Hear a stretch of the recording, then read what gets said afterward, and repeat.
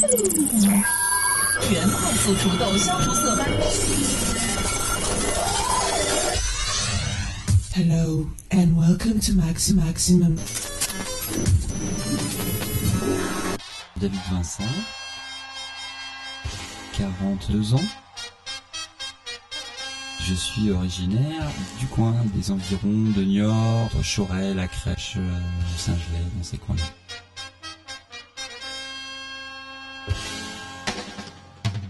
Je suis plus artisan qu'artiste et donc je travaille en général à la commande. Après, ce qui est exposé au boulevard, c'est un travail en parallèle que j'expose à droite, à gauche pour montrer un savoir-faire ancien.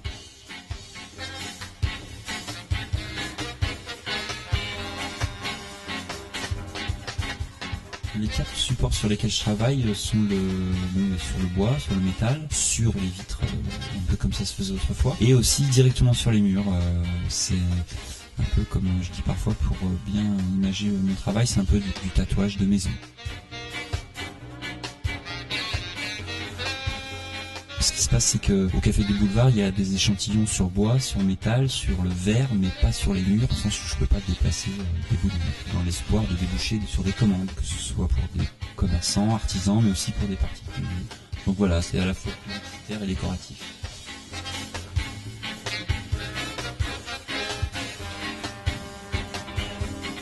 C'est très varié, j'adore le cinéma des années 30 et des années 50, la Strada, tous ces films qui montrent l'Italie vraiment dans la misère d'après-guerre. Et c'était à l'époque ce qu'on appelait le réalisme italien, le néo-réalisme italien, c'est-à-dire que c'était des gens qui jouaient leur propre rôle de pauvres en fait.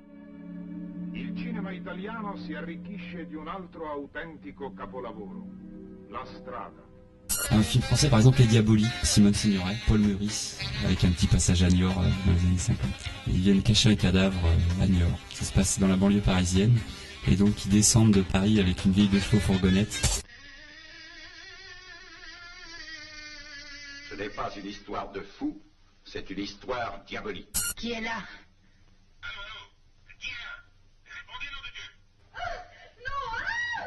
Une baignoire, diabolique. Un costume d'homme, diabolique. Une malle en osier, diabolique. Une piscine. Qui l'a enfoncé sous l'eau? Bon, j'ai un peu perdu mon temps au lycée, je suis sorti sans le bac et puis j'ai fait des petits boulots après la fin de ma scolarité. J'avais déjà peint des lettres sans savoir que c'était un métier. J'avais repeint un poster de Jimi Hendrix, gamin, et un jour je suis tombé sur un gars qui peignait des lettres sur la façade d'une vieille devanture et j'ai été impressionné par la dextérité. Et cette personne a pris 5 minutes entre deux lettres pour m'expliquer un peu les origines de ce métier. Il m'a prévenu d'entrer, c'était un métier mort, parce que là on était au début des années 90. Malgré tout, je me suis précipité au CIO et j'ai demandé la liste de tous les endroits où on pouvait passer ce CAP de peintre en lettres. C'était une deuxième chance pour moi. Il y avait la passion, donc du coup c'était plus facile.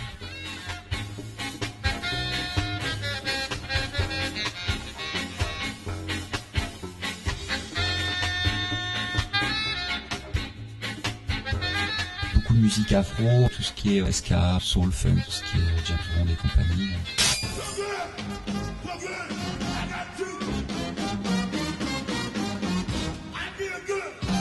Il n'y a pas de secret pour faire bouger les bodies, un peu mieux. Mais les premiers albums de NTM aussi, les premiers albums de IAM sont puissants. Il y a plein de choses. Comme beaucoup de gens, j'avais du mal avec le classique. Et puis il y a quelques années, j'avais loué un grand atelier pour faire un décor, c'était dans le sud. Et je me suis retrouvé sur ces radios classiques ou France Musique. Et du coup, j'ai écouté du classique pendant tout ce chantier. Et comme il y avait un gros volume avec une super résonance, en fait, le classique c'est peut être génial aussi. Ça dépend de l'état d'esprit et puis du travail qu'on fait, effectivement. J'adore le jazz aussi, de parler du jazz, c'est très...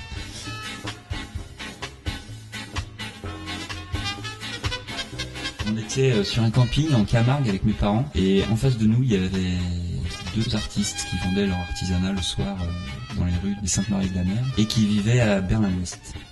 À l'époque, le mur était pas tombé. Je devais avoir 12 ans et je leur ai dit mais comment vous avez fait pour revenir jusqu'ici? Alors la personne m'a expliqué qu'il y avait une route à l'époque dont on pouvait pas sortir mais qui permettait de rejoindre vers l'ouest, à l'Allemagne de l'Ouest. Et à la fin, il me dit et puis tu sais, faut pas croire tout ce qu'on dit à la télé, à la radio. Donc je me rappelle très bien de ce monsieur, qui avait un vieux combi Volkswagen, un hippie sur les bords.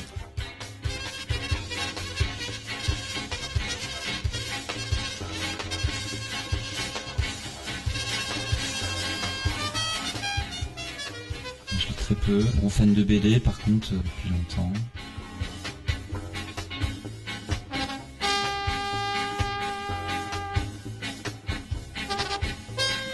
Oui, peut-être, sinon pas tant que ça, je sais pas. Nous les gars, on nous apprend à pas être trop romantique. Le truc là, les filles disent que plus romantiques elles sont romantiques que les garçons.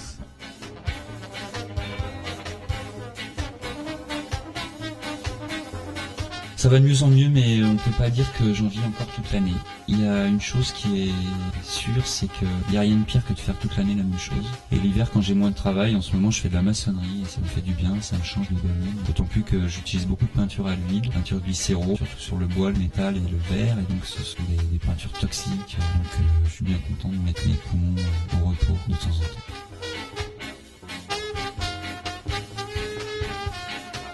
Un jaune va être mis en valeur par un bleu, un peu de chaud, un peu de froid, ça fait un équilibre. Je me méfie du violet.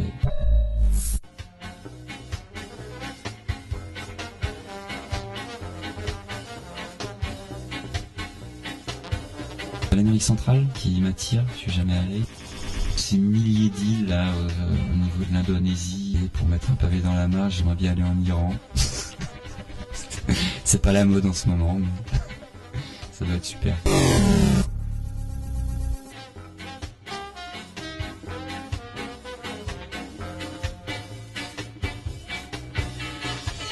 Ce qui est rigolo, c'est le travail des graffeurs qui est complètement aux antipodes de mon travail, a priori, et finalement, à regarder plus près, ce sont un peu les descendants du métier que je fais, dans le sens où ils peignent directement sur les murs. Il y a un village en Sardaigne où les gens s'expriment sur les murs.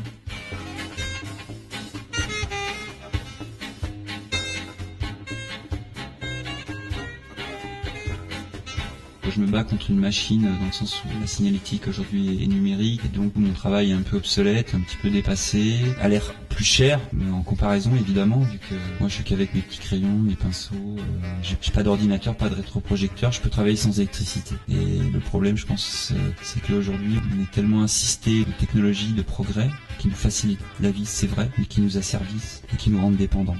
Moi j'avais choisi ce métier pour pouvoir voyager en travaillant, et pouvoir comme ça sur la route travailler avec très peu de matériel, avec un fonds de commerce très très réduit, et pouvoir voyager.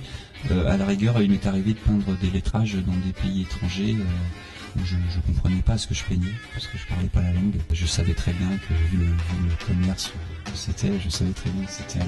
Je marquais restaurant, bar mais je peux même pas sans maîtriser complètement la langue d'un pays. Et c'est vrai que du coup il y a peu de métiers qu'on peut exercer sans maîtriser complètement la langue d'un pays.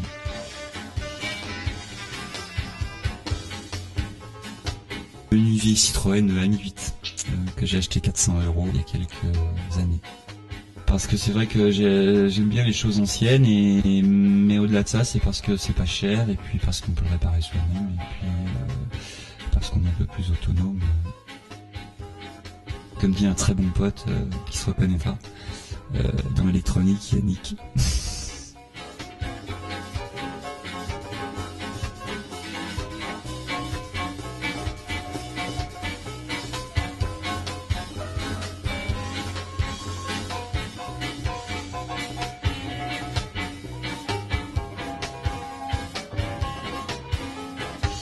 Venez découvrir l'exposition de David Vincent du 19 mars au 19 avril à la Galerie du Boulevard, 2 place René Groussard à Melle.